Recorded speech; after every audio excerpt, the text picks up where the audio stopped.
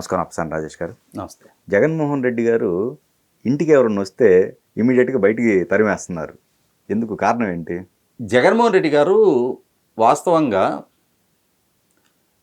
2019కి ముందు ప్రధాన ప్రతిపక్ష నాయకుడిగా ఉన్న రోజుల్లో ఆ రోజు సుదీర్ఘ పాదయాత్రలు చేశారు.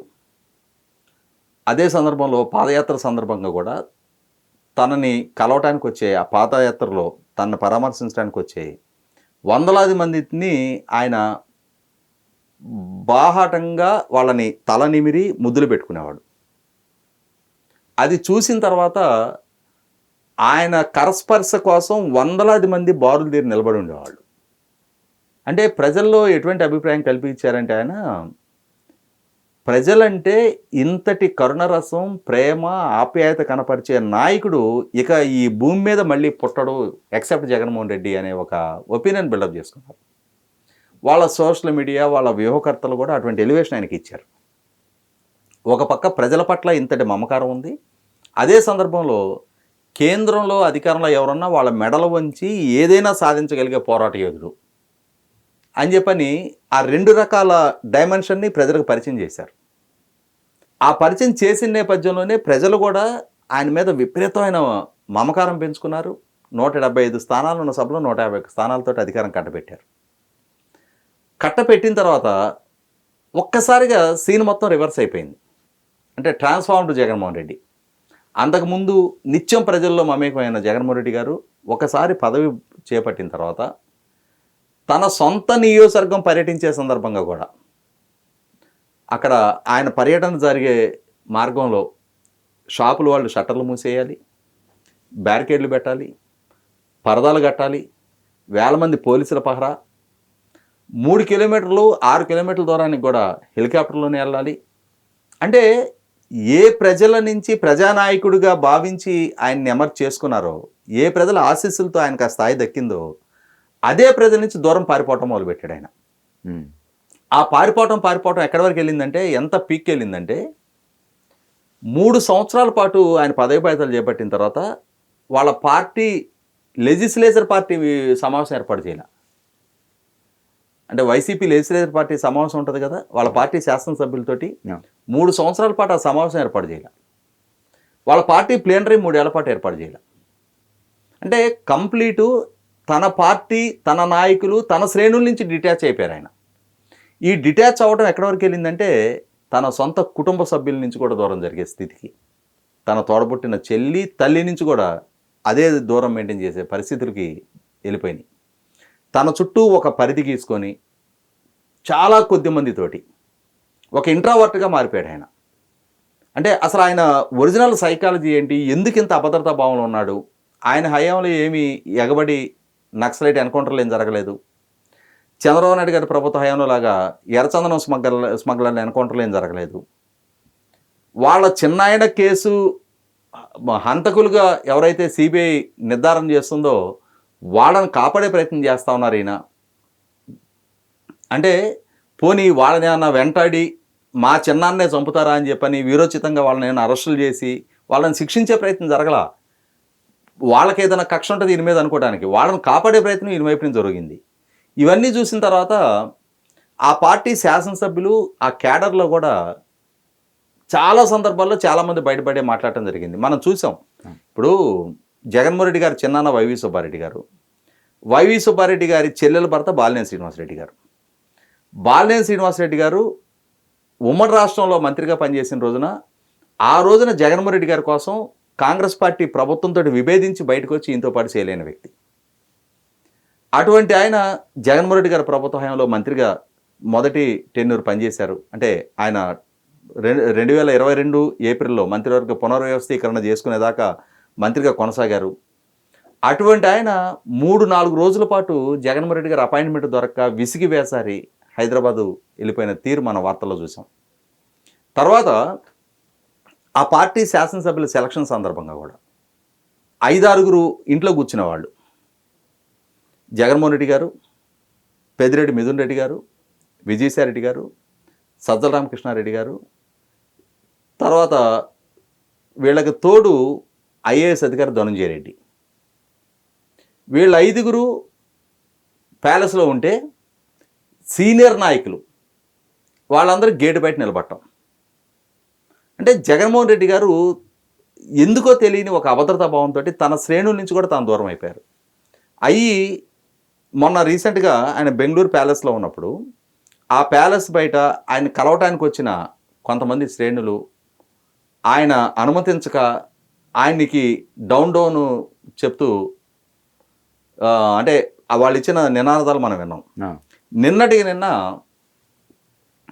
అంటే ఓ పక్క చంద్రబాబు నాయుడు గారు, పవన్ కళ్యాణ్ గారు, నారా లోకేష్ గారు, తెలుగుదేశం పార్టీ వివిధ హోదాల్లో ఉన్న నాయకులు ఎన్టీఆర్ ట్రస్ట్ భవన్లో, జనసేన రాష్ట్ర కార్యాలయంలో, నారా లోకేష్ గారి ఇంటి దగ్గర ఇట్లా ప్రజా దర్బార్లను పెట్టి రోజు వందలాది మందిని కలుస్తూ ఉన్నారు.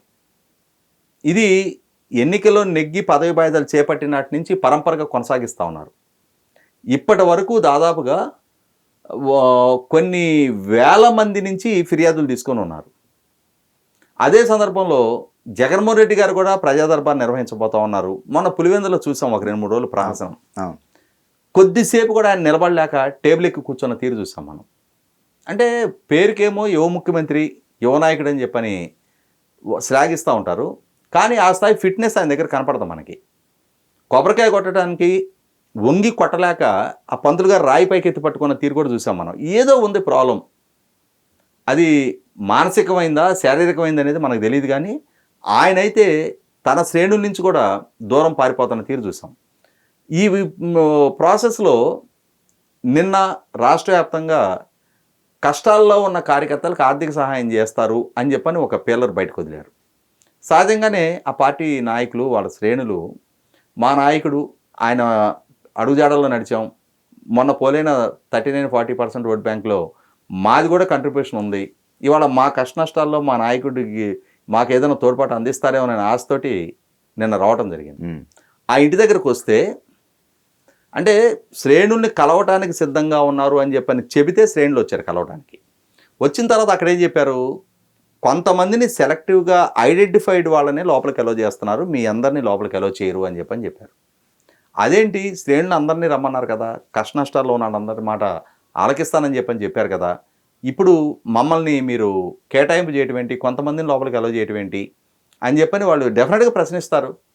ఆ ప్రశ్నించిన సందర్భంలో ఒక కార్యకర్త ఆ లోపల ఎవరో ఉన్నారు, అతనికి తెలిసిన అతను రమ్మంటే ఇతను వచ్చాడు. వాళ్ళకి కాల్ చేసి ఆ గేట్ దగ్గర ఉన్న వాళ్ళకి మేము చెప్తాము ఏమని చెప్పని అన్నట్టున్నారు. ఆ ఫోన్ ఇస్తున్నాడు అతను. ఆ ఫోన్ తీసుకొని ఇసిరి గిరాటేశారు వాళ్ళు. అంటే ఎంత జులుం కార్యకర్తల మీద ప్రదర్శిస్తున్నారు. వాళ్ళు జీతానికి పనిచేస్తున్న సెక్యూరిటీ వాళ్ళు పైగా ప్రైవేట్ సెక్యూరిటీ. వాళ్ళు చేసే తప్పులకి బాధ్యులు ఎవరవుతారు రేపటి రోజున? ఇవన్నీ ఆయన ఇంటి ముందు ఆ సీసీ కెమెరాల్లో వీటిల్లో లోపల సెక్యూరిటీ వాళ్ళు గమనిస్తూ ఉంటారు కదా. అవి సోషల్ మీడియాలో విపరీతంగా వైరల్ అవుతూ ఉన్నాయి కదా.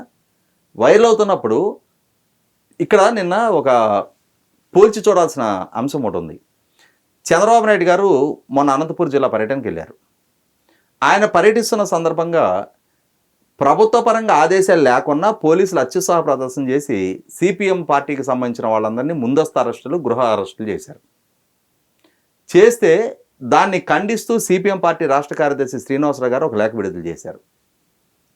మేమేమి చంద్రబాబు నాయుడు గారి పర్యటన అడ్డుకునే నిరసన కార్యక్రమాలకు పిలిపివ్వలేదు, ఇవ్వకున్నా కూడా ఎందుకు ఈ విధమైన పోలీసు నిర్బంధకాన్ని ప్రయోగిస్తున్నారు, గత ప్రభుత్వంలో ఏది చేశారో అదే ఇప్పటికీ కొనసాగుతుందని చెప్పని ఆయన ఒక లేఖ విడుదల చేస్తే నారా లోకేష్ గారు క్షమాపణ చెప్తూ దానికి లేఖ విడుదల చేశారు. అంటే ఇక్కడ అర్థం ఏంటి, ఒక పొరపాటు జరిగితే అది పొరపాటు అని చెప్పని గుర్తించి దాన్ని అడ్మిట్ అయితే ఆ నాయకుల స్థాయి పెరుగుతుంది తప్ప తగ్గదు.